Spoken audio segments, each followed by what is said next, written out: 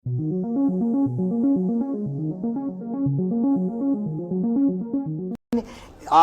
623 කාණයනේ නතර කරාම ආණ්ඩුව ලැබෙන තියෙන ටැක්ස් එක නැති වෙනවා.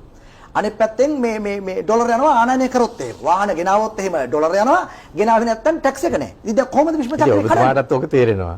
ඒ කියන්නේ සාමාන්‍යයෙන් ආර්ථික විෂය අධහරණ කෙනෙක්ට තේරෙනවා. ඉතින් අපිටත් ඕක තේරෙන්නේ නැතිනේ. ඉතින් එහෙනම් දැන් අපිට තියෙන විසඳුමක් හොයන්නනේ. දැන් අපිත් අය ඕකම ඇවිල්ලා කී හිටියා නම් වැඩේ වෙන්නේ නැහනේ. ඒ නිසා තමයි විසඳුමක් හොයලා මේක තුලණය කරලා බැලන්ස් එකක් තියෙනවා. අව මේ ඊයේ පුවත්පත්වල ඒක බැලන්ස් එකක් කියනවා මම. මේ පුවත්පත්වල සඳහනක් තිබුණා. අද පුවත්පත්නේ.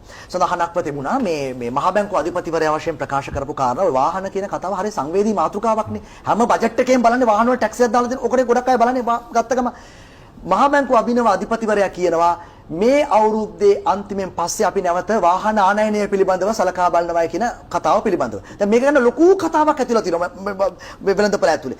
ඇත්තටම කියන්නේ මොකද්ද ඔබේ බලාපොරොත්තුව වාහන වෙළඳපොළ විවෘත කරන්න යනවද? මෙන්න මෙදා ඉඳලාද කවදද විවෘත කරන්නේ? මොකද්ද කරන්න සැලසුම තියෙන්නේ? දැන් මම කියපේක ඔබතුමා ලස්සනට කිව්වා. ඒ කියන්නේ අවුරුද්ද අන්තිම වෙනකොට අපි නැවත මේ පිළිබඳව සලකලා බලමු. මොකද ඔබතුමා කිව්වා වගේම මේක සංවේදී කාරණාවක්. සංවේදී කාරණාවක්. මොකද බොහෝ දෙනෙක් මේකෙන් බලාපොරොත්තු වෙනවා. අද වාහන අසීමිත ලෙස මිල වැඩි වෙලා තියෙනවා.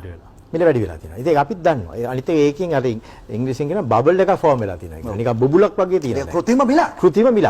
ඉතින් ඒක වැරදි. ඒක තියෙන්න හරි නැහැ. ඉතින් ඒ වුණාට දැන් ඒක මේ එහෙම දිගින් දිගටම එහෙම ගියොත් අපි මේ සාකච්ඡාවේදී පුවත්පතේ තිබුණු උත්තරයට වඩා එහා ගිය උත්තරයක් ඔබ බලාපොරොත්තු වෙනවා. ඒක තමයි කියන්නේ. දැන් මේ පුවත්පතේ මේ ඔක්කොම කිව්වේ නෑනේ. ඒක නෙමෙයි. නිශ්චිත දින වකවානුවක් පිළිබඳව සහ මොකද්ද ඔළුවේ අදහස් කමක් නැහැ. මම කියන්නකෝ. ඔව් ඉතින් අහගෙන ඉන්න. එතකොට සම්පූර්ණිත දැන් මේ බුබුල ඇත්තම ආර්ථික විශේෂඥයෙක් හැටියටත් ඒක හොඳ නැහැ. රටකටත් හොඳ නැහැ. ඉතින් මේ බුබුල එහෙම වර්ධනය වෙන්න ඉඩ දුන්නොතින් ඒක සමහරවිට අහිතකර වෙන්න පුළුවන්. මොකද ඒ මිලානුව ලීස් දෙනවා. ලීස් දුනම හදිසිය වෙලාවක මේ ප්‍රයිස් එක අඩු වුණාම මේ ලීස් ටික ඔක්කොම ඊට පස්සේ මේ බෝල් වෙනවා. ඉතින් එහෙම වෙන්න බැරි වෙන්න අපි හදන්නට ඕනේ. ඉතින් ඒ නිසා තමයි මම දන්නවා මේක යම් කිසි ක්‍රමයකට කොහොම හරි කරලා වාහන ගේන්නත් ඕනේ. වාහන ගේනත් මේ වෙලාවේ අමාරුයි. ඉතින් ඒ නිසා තමයි අපි වෙන ක්‍රම වේද ක්‍රම හොයනවා. හොයාගෙන නැති මං හිතන්නේ. හොයනවා. හොයාගෙන ඇතිත් වෙන්නත් පුළුවන්. ඒනට ඒක ක්‍රියාත්මක කරන්න ඉස්සරින් මේක හැම ඒකේ තියෙන ඔක්කොම මේ ප්‍රතිවිපාක හොයලා බලන්න ඕනේ. ඒ නිසා දැන් ඒක කරගෙන යනවා. පුළුවන් වුණොත් ඒක අපි ඉදිරිපත් කරලා අපි මෙහෙම කියත හැකිද ලබන ජනවාරි විතර වෙන විට වාහන වෙළඳපොළ නැවත වාහන ආනයනය කරනත මොකක් නිසානේ මේක අහන්නේ. අහන්නේ අඩුම තරමේ ඔබ යම් ප්‍රකාශයක් අද කළොත් ඔබ වාහන පිළිබඳව මේ තියෙන කෘත්‍රිම මිලට යම් සහනයක් කළා. ඒක අධිපතිවරයා විදිහට වගකීමක්. මේ අසාධාරණ මිලක් මේ වෙළඳපොළේ හැදිලා තියෙන්නේ. ඔබතුමා දන්නා ඒක ලස්සනට අහන්න.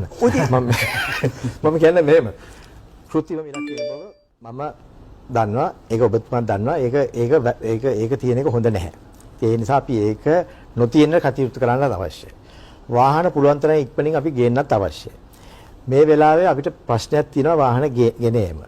වෙන ක්‍රමවේදයක් අපිට හොයාගන්න පුළුවන් නම් මේ වාහන ගෙනල්ලා මේ රටේ අලෙවි කර ගැනීමට අඩු මිලකට අපිට ඒක ඒ ක්‍රමවේදය ගැන අපිට හිතන්නට අවශ්‍යයි. ඒ කියන්නේ අපිට මෙහෙම කියන්න පුළුවන් නේ ලබන ජනවාරයේ සිට යම් කොන්දේසි සහිතව වාහන ආනයනය සඳහා ඊට ප්‍රස්තාවවාදී හැකියි කියන එක. තාම සම්පූර්ණිත ඒක කියන්න පුළුවන් වෙලාවක ආවොත් මම ඒක කියනවා. දැනට එහෙම කියන්න බෑ. දැනට මොකද්ද කිය හැකියි? දැනට කියන්න පුළුවන් මම ඒක ගැන හොයලා බලනවා.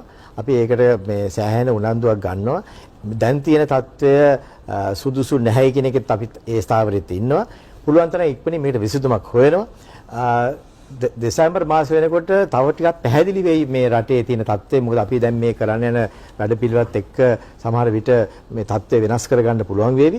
වෙනස් කරගන්න පුළුවන් වුණොත් අපිට ඒතන්ට යොමු වෙන්න පුළුවන් කියන එක තමයි. සමහරව අහපු ප්‍රශ්නයක් තියෙනවා. ඔය කතාව කොහොම කබ්‍රාල් අධිපතිවරයා මේ මොකක්ද මෙහි තෙල් ගේන්න සල්ලි නැහැ කියලා කියනවා.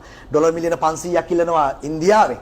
එහෙන් මේ GLPs ඇමරිකාවට UAE තානාපත් මේ විදේශ ඇමතිවරයාගේ ණයට ගන්න අහනවා. ගම්මන් පිළ අරේ ගිහිලා ණයට ගන්න අහනවා. තව මොකද්ද කන්සෙප්ට් කම්පැනි කියලා මොකද්ද එකකින් මේ රාජකීය පැත්තේ තියෙන ඩොලර් මිලියන 2500ක් ගන්න හදනවා. ඒතර මේ තත්ත්වයේ උඩ දැන් වාහනත් ගේන්න තෙල් ගන්නත් බැරුව තියෙනකොට කොහොමද වාහන ගෙන්නන්නේ කියන එක. ඒකත් හොඳ ප්‍රශ්නයක් තමයි. දැන් මට මතකයි 2008 9 වෙනකොට ඔය වගේ තත්ත්වෙ තිබුණා අපේ රටේ.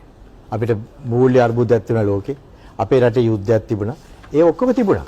ඒකට අපි 2014 වෙනකොට සංචිතයක් තිබුණා ඇමරිකානු ඩොලර් බිලියන 8.2ක්.